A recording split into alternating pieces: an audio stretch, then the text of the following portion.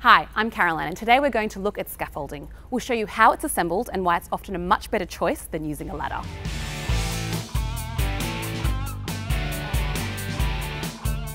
Scaffolding is made of aluminium, a strong but lightweight material.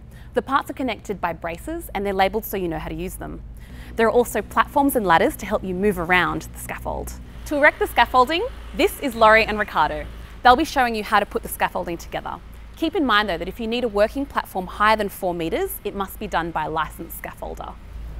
For mobile scaffolds, insert 2 casters into a base frame, then secure them to a frame leg and lock the brakes. It is possible to erect a scaffold by yourself, but it does come in handy to have someone on hand to pass you the parts as you move upwards. Now attach the other 2 casters to the other base frame and repeat the process. Install a plan brace diagonally to opposite uprights below the first rung. The plan brace will square the scaffold base. Install diagonal braces to stabilise the base frames. Then check the level of the horizontal brace. Handy tip, make sure the end of the horizontal brace is hard up against the bottom rung. Finally, check the horizontal level of the other base frame. And don't forget to tighten the wing nut on all 4 corners. Install a platform as a temporary platform on top of the rung about ½ metre above the ground. It should be just off centre. Next, install a second set of base frames on top of the current base frames. And the same for the other side. Remember to ensure that you secure the frame clips.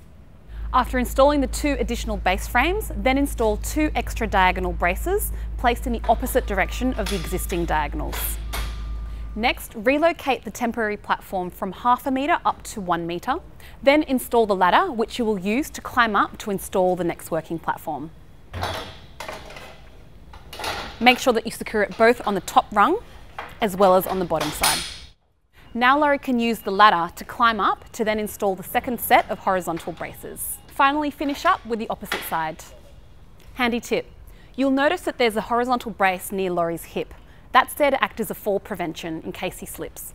Next, install a hatch deck at 2 metres from the ground.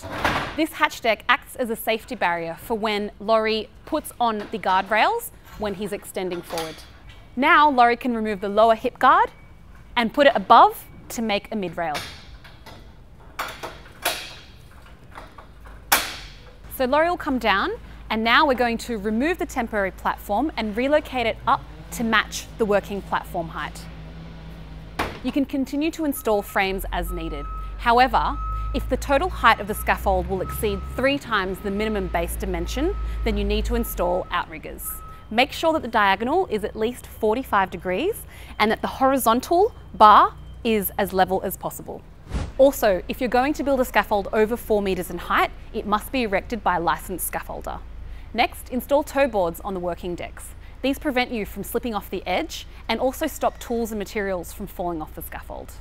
Handy tip, when installing your hatch deck, make sure the hatch latch is on the centre of the scaffold so that it opens up onto the perimeter of the scaffold. Before you start using the scaffold, check that the structure is firm, the wing nuts are bolted, and that the caster brakes are locked into place. We've all seen scaffolds being used on construction sites or by a professional painter. We use scaffolding when we need to work at a height for a particular period of time and when we have tools or equipment that need to be close at hand. According to Safe Work Australia, 86% of falls happen when you use a ladder compared to 14% when you use a scaffold. To take down the scaffold, reverse the assembly process and just start from the top. Never drop any parts to the ground and always lower them really carefully. So there you have it, a look at how to set up a scaffold so you can get your next project done safely and efficiently. Remember, the team at your local Kennards Hire branch are happy to help with any questions that you may have, and they can also advise which size scaffold is best for your project.